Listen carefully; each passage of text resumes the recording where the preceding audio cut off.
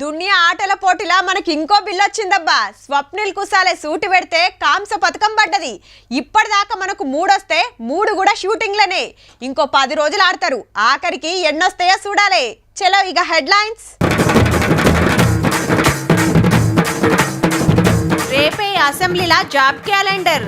జప్పున్న ఇస్తారట ration card.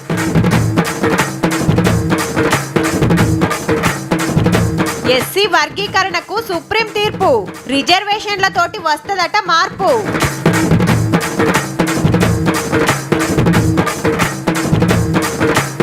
చర్చ నడవకుండా ఆగమాగం. బీఆర్ఎస్ ను అరుచుకున్న సీఎం.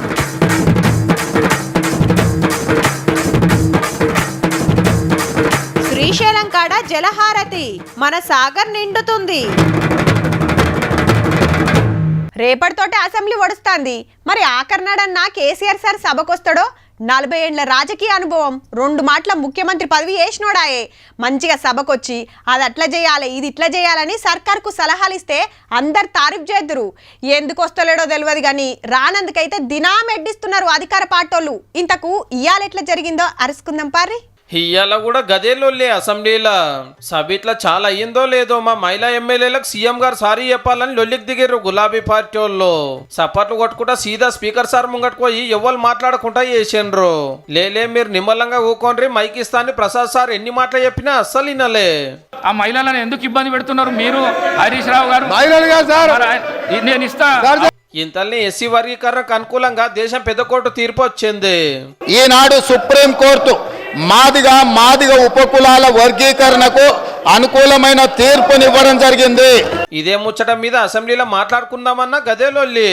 కాంగ్రెస్ దళిత ఎమ్మెల్యేలు కూడా మస్తు బతిమిలాడినా ఇంటొట్టు చేతులు మొక్కి మా జాతి పక్షాన్ని అడుగుతున్నా, నేను బతిమలాడుతున్నా. ఆఖరికి బీజేపీ ఎమ్మెల్యేలు కూడా ఇది కరెక్ట్ కాదు అన్నారు. నిన్న కూడా మీ ప్రవర్తన వల్ల మా అవకాశం పోగొట్టుకున్నాం. గౌరవ ముఖ్యమంత్రి గారు అక్కలు అని సంబోధించిండు, మిగతాదైతే నాకు ఏం అనిపించలేదు. శాసనసభలో ఏ సభ్యుడికైనా మాట్లాడే హక్కు ఉంది. మీరు సీనియర్ శాసనసభ్యులు నాకు నేర్పించవలసిన అవసరం లేదు. అందరు అనంగా హరీష్ రావు సార్ మాట్లాడిండు మా వల్లనే ఎస్సీ వర్గీకరణ అయ్యిందని. ఈ ఎస్సీ వర్గీకరణ వెంటనే చేయాలని ఆనాడు మా సభానాయకుడిగా కేసీఆర్ గారు ఈ సభలో తీర్మానాన్ని ప్రవేశపెట్టి 2 ముక్కలు మాట్లాడి సీదా అసెంబ్లీలో సీఎం సార్ ఆఫీస్ ముంగట పోయి కూకున్నారు ఎమ్మెల్యే సార్లు. రూల్స్ ప్రకారం ఈడ ధర్నా చేయొద్దని అసెంబ్లీ పోలీసులు వచ్చి అందరినీ బయటికి తీసుకుపోయినరు. ఈడ కూడా లొల్లి చేస్తుండే వరకు రామన్నను అనుమాతం ఎత్తుకుపోయి బండి ఎక్కించిండ్రు.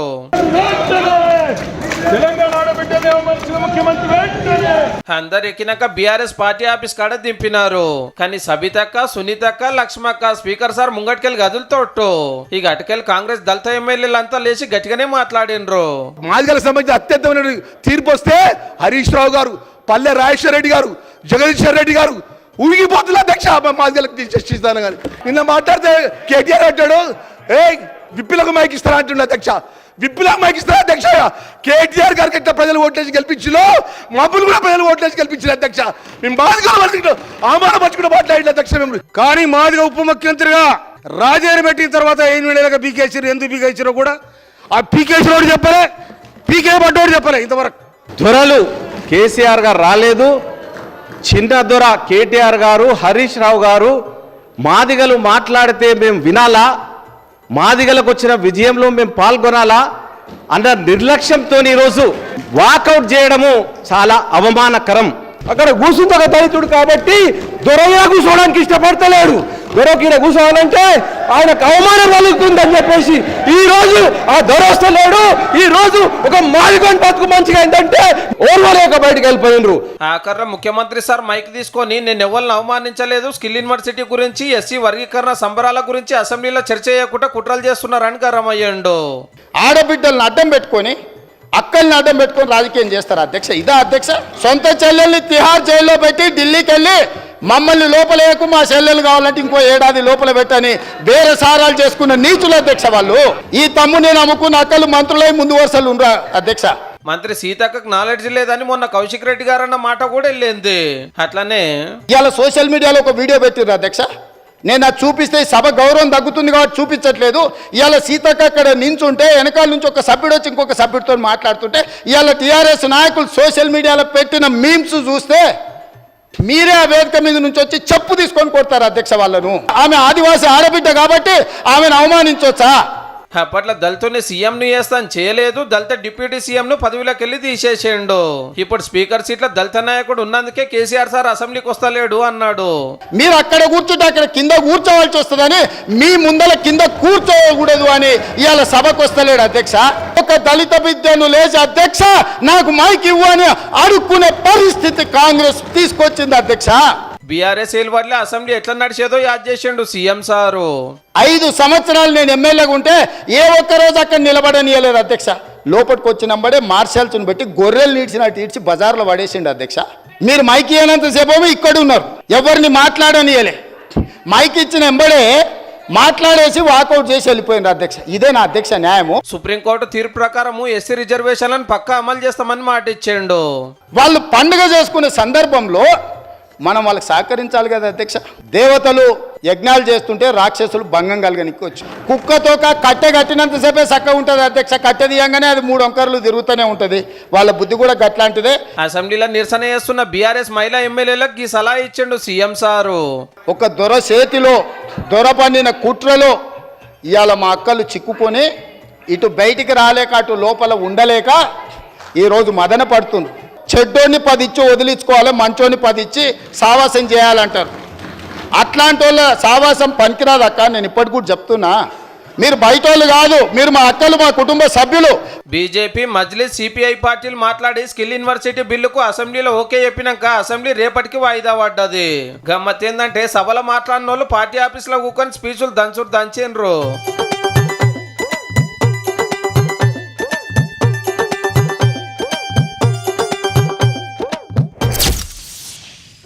ఇంట్లో 4 అన్నదమ్ములుంటే ఏదున్నా 4 పంచుకోవాలి. అది న్యాయం, ధర్మం. అంతేగాని పెద్దోడొక్కడో 4 ఇట్లా 2 అంత అమ్ముకుంటామంటే నడవదు కదా.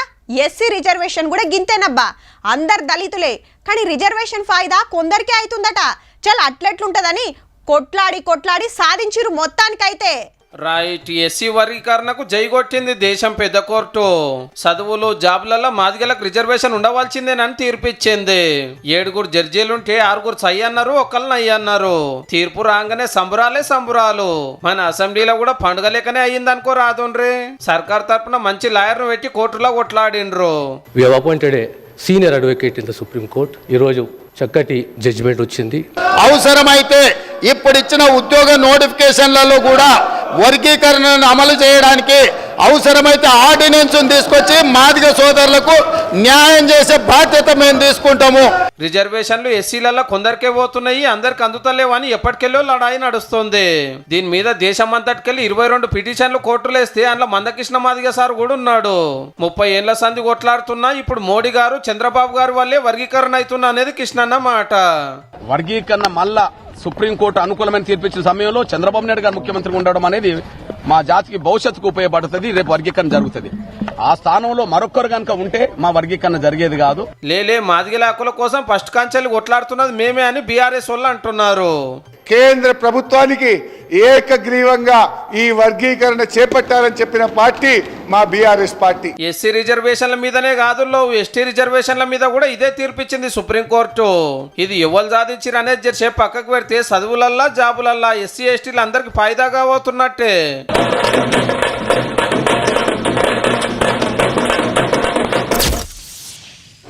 ఇవాళ సాయంత్రం సచివాలయంలో రాష్ట్ర మంత్రివర్గ సమావేశం జరిగింది.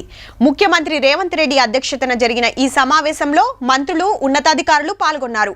ప్రభుత్వం తీసుకోవాల్సిన చర్యలు, కొత్త పథకాలు, వివిధ అంశాలపై సుదీర్ఘంగా చర్చించారు. మంత్రివర్గంలో తీసుకున్న ముఖ్యమైన నిర్ణయాలను ఇప్పుడు చూద్దాం. ధరణి పేరును భూమాతగా మార్చాలి, కొత్త రేషన్ కార్డులు ఇవ్వాలి, ఆరోగ్యశ్రీ కార్డులు సపరేట్ వంచాలి, మూసీ నది డెవలప్మెంట్ కోసం వరల్డ్ బ్యాంక్ వెళ్ళి పైసలు తేవాలి, జప్పున్నే జాబ్ క్యాలెండర్ ఇవ్వాలని డిసైడ్ చేసింది మన కేబినెట్. సచివాలయంలో ముఖ్యమంత్రి సారు, మంత్రులు, పెద్ద ఆఫీసర్లు చాలాసేపే మాట్లాడుకున్నారు పబ్లిక్ ఏం చేయాలనేది. రేపు అసెంబ్లీ సాక్షిగా జాబ్ క్యాలెండర్ ను ప్రకటించబోతున్నాం. తెల్ల రేషన్ కార్డులతో పాటుగా ఆరోగ్యశ్రీ కోసం ఆరోగ్యశ్రీ కార్డులని విడివిడిగా ఇవ్వాలి అనేది ఎవరికి ఇవ్వాలి ఎప్పుడు ఇవ్వాలనే డిసైడ్ చేస్తానికి మంత్రులతోటి కమిటీ వేసుకున్నారు. అట్లనే ఔటర్ రింగ్ రోడ్ లోపల ఊళ్ళని జిహెచ్ఎంసీల కలుపుడు మీద కూడా కమిటీ తయారు చేసిండ్రు. మూతవాడ నిజాం షుగర్ ఫ్యాక్టరీ పక్కా తెరుస్తారట. హుస్నాబాద్ నియోజకవర్గంలో గౌరవెల్లి ప్రాజెక్టు పెండింగ్ పనులు డబ్బు నడిపిస్తానికి 437 కోట్లు పంపిస్తున్నారు. నా హుస్నాబాద్తో పాటు గన్పూర్ నియోజకవర్గానికి కూడా ఈ యొక్క నీరు అందుతుంది. కాబట్టి వచ్చి రాబోయే సీజన్లలో నీళ్లు అందించడానికి కృతనిశ్చయంగా పనిచేస్తాం. కోదండరాం అమీర్ అలీ కన్సాలను ఎమ్మెల్సీలను చేయాలని గవర్నర్ గారికి కొత్త ఫైల్ పంపుతోంది. ఆటలలో పతార చూపిస్తున్న shooter Isha Singh, boxer Nikhat Zareen, cricketer Siraj కు హైదరాబాద్ లో 600 గజాల జాగా గ్రూప్ 1 జాబులు ఇస్తున్నారు. అట్లనే కేరళ రాష్ట్రం వాయనాడ్ల వరదలు వచ్చి అంత ఆగమాగం ఉన్నది కదా, శాతనైన కాడికి సాయం చేయబోతుంది మన సర్కారు.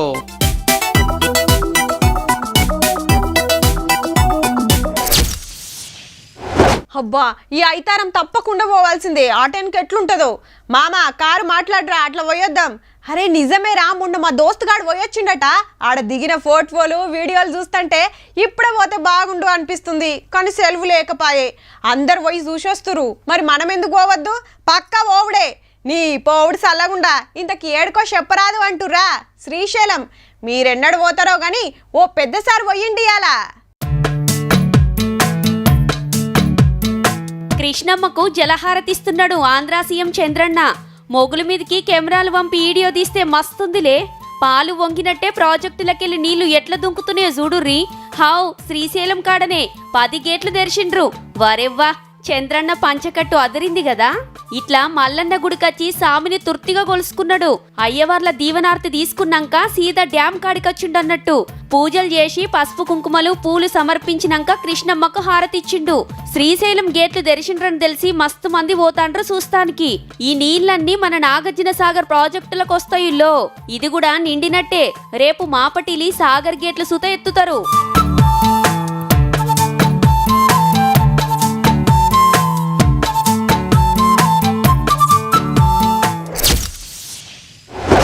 మా వాడు మంచిగానే చదివిండు కానీ ఏడ జాబ్ వస్తలేదు పోరా. మా బుజ్జి 2-3 ఇంటర్వ్యూలకు పోయింది కానీ ఏడ సెలెక్ట్ కాలే అంటుంటారు. అయితే మన చదువులకు కొలువులకు సంబంధం ఉండదనేది వెనకట్కెళ్ళున్న మాట. కొత్త టెక్నాలజీ తోటి కొత్త కోర్సులు వేస్తానికే ఇగో ఈ కార్యం. సిటీ శివారు రంగారెడ్డి జిల్లా మీర్ఖాన్పేటల యంగ్ ఇండియా స్కిల్ యూనివర్సిటీకి శంకుస్థాపన చేసింది సర్కార్. 57 ఎకరాల్లో 100 కోట్లు పెట్టి కడతారట. 17 కోర్సులుంటాయి. ఇప్పుడైతే 6 చాలు చేస్తారట 2000 మందితోటి. ఇంట్లో ట్రైనింగ్ అయిన వాళ్ళకు కంపెనీలలో జప్పున జాబ్లు వస్తాయట. అసెంబ్లీలా స్కిల్ యూనివర్సిటీ బిల్లు ఓకే కాగానే ఈడికొచ్చిండ్రు అందరు కూడి. ఇక్కడ శిక్షణ పొందిన ఏ విద్యార్థి కావచ్చు, విద్యార్థిని కావచ్చు, ఉద్యోగ సమస్య రాదు. ఆ ఎటకారం చేసేటోళ్ళకి నేను ఒక మాట చెప్పదలుచుకున్నా. న్యూయార్క్ నగరానికంటే అధునాతమైన నగరాన్ని ఇక్కడ నిర్మించి చూపిస్తాం.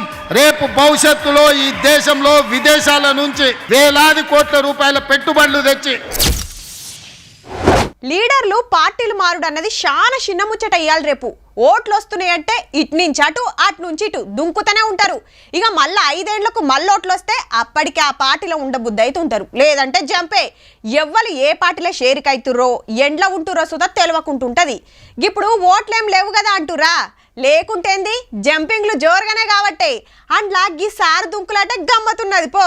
ఆ గట్టునుంటావా ఈ గట్టునుంటావా అని అడిగితే కాంగ్రెస్ గట్టి అని డిసైడ్ అయ్యిండు గద్వాల ఎమ్మెల్యే గారు. బండ్ల కృష్ణమోహన్ రెడ్డి సార్ ఇంటికి మంత్రి జూపల్లి సార్ పోయి పొద్దుగాల నాష్ట చేసి ముచ్చట పెడితే ఈ పార్టీలోనే ఉంటా అన్నాడట. ఈ నియోజకవర్గ అభివృద్ధి కోసమే కృష్ణమోహన్ రెడ్డి గారు మాతో పాటు వచ్చిండు. ఎవరికి ఇచ్చే గౌరవం ఆలోచిస్తారు. ఇద్దరు కూడా ఒకటే కాలర్ అసెంబ్లీకి వచ్చి ముఖ్యమంత్రి సార్ ను కలుసుడుతోటి జంపింగ్ కతోడ్చినట్టు అయ్యింది. Krishnamohan Reddy sir BRS ticket మీద ఎమ్మెల్యే గెలిచి ఎంపీ ఎలక్షన్ల తర్వాత కాంగ్రెస్ కండువా కప్పుకున్నాడు. అయితే నెలగిట్ల కాక ముందుకే మొన్న అసెంబ్లీ ఆఫీస్ లా కారు ఎమ్మెల్యేలతో కనబడే వరకు సొంత పార్టీలకు వచ్చిందని గొప్పగా చెప్పుకున్నారు గులాబీ లీడర్లు.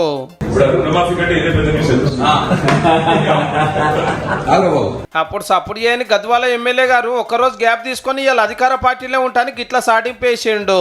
అబ్బా 10 మంది పోతే ఒక్క ఎమ్మెల్యే వాపస్ వచ్చిందని మురిసిన గులాబీ పార్టీ వాళ్ళ ఆనందము 2 రోజులకే ఆవిరయ్యిందన్నట్టు.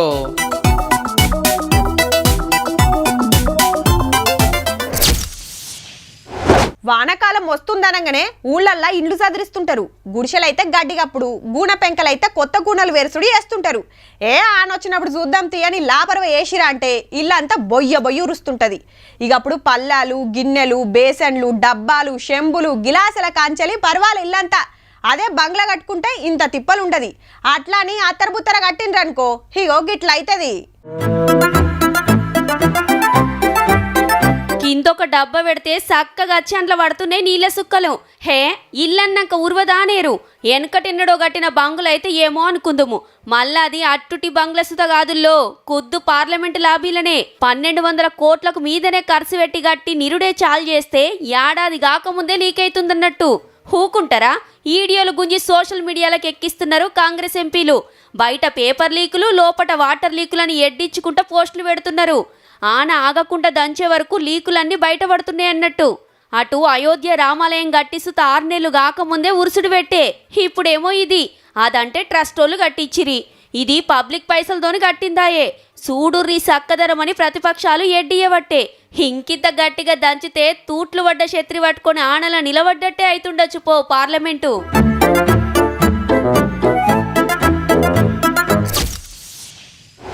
ఈ ఆన సల్లగుండా వస్తే ఓ బాధ, రాకుంటే ఓ బాధ.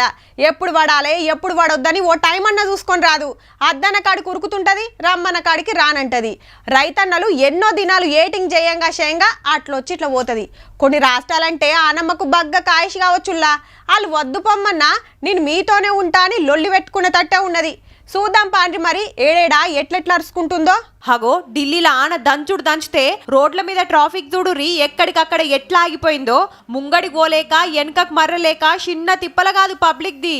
ఈ కార్ మీద గోడ కూల్తే అప్పయింది పో. పాత బంగ్లాలు సుత కూలుతున్నాయి. ఉత్తరప్రదేశ్ అసెంబ్లీలా నిన్నటికెళ్ళి నీళ్ళెత్తిపోస్తున్నా ఇంకా సుత ఒడవలే.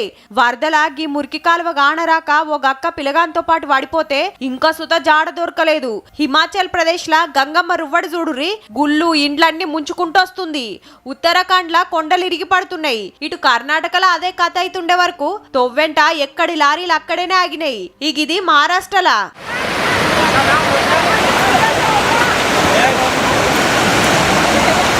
కిర్పాడ ఊరోలది చిన్న గోస కాదు పో. దినాం ఉప్పు పప్పులు ఏం కొనాలన్నా ఇల్లు నది దాటాల్సిందే. ఇంకా జరంత వంగేనంటే అటోళ్ళటే ఇటోళ్ళిటే. అటు ఎడారి రాష్ట్రం రాజస్థాన్ ల సుత అందుకొని సంపుతుందానా. జమ్మూ కాశ్మీర్ ల సుత జల్లులు పడుతున్నాయి. ఇక కేరళల వరదల మునిగిన వాయినాడ్ల ఇంకా సుత డెడ్ బాడ్ల కోసానికి దేవులాడుతున్నారు జవాన్లు.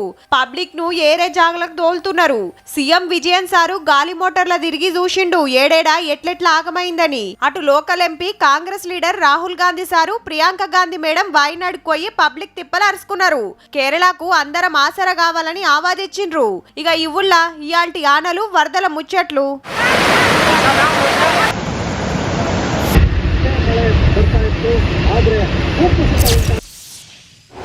సర్కార్ కొలువు కొట్టాలంటే మామూలు ముచ్చట కాదు. గ్రూప్ 4 కొలువులకు సుత లక్షల మంది పోటీ పడుతుంటారు. అసొంటిది గ్రూప్ 1 కొలువు కొట్టాలంటే కోచింగ్ల మీద కోచింగ్లు తీసుకోవాలి, ఏండ్లకేండ్లు చదవాలి. అదే దేశంలోనే తోపు కొలువులు IAS IPS కొట్టాలంటే ఇంకెంత చెమట తీయాలి.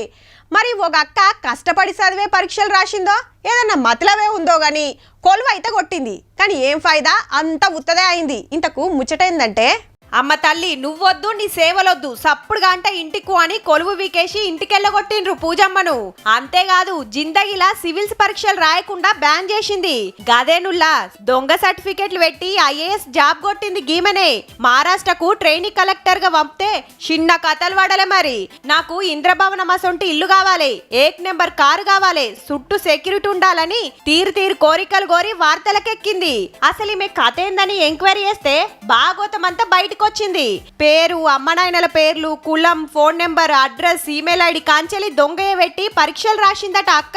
డాక్టర్ చదువు సీటు కొడతానికి సుత దొంగ సర్టిఫికెట్లనే నమ్ముకుందట. ఇవి జాలేయని దివ్యాంగురాలి కోటాల IAS జాబ్ సంపాదించింది. బిడ్డ బిర్రు చూసుకొని రైతుల మీదకి తుపాకి సూటు పెడితే అక్కోళ్ళమ్మను అరెస్ట్ చేసిండ్రు. మరి నీ మాటేందో చెప్పుకుందురా అని UPSC ఆఫీసర్లు పిలిస్తే పోకుండా డుమ్మా కొట్టింది. ఇక లాభం లేదని కొలువులకెళ్ళి తీసేసి మళ్ళెన్నడు సివిల్స్ పరీక్షలు రాయకుండా వేసిరన్నట్టు. కానీ గంత పెద్ద జాబ్లకు తీసుకునే ముంగట అక్క చరిత్రేందో ఎంక్వైరీ చేయకపోవడే గమ్మతుంది పో.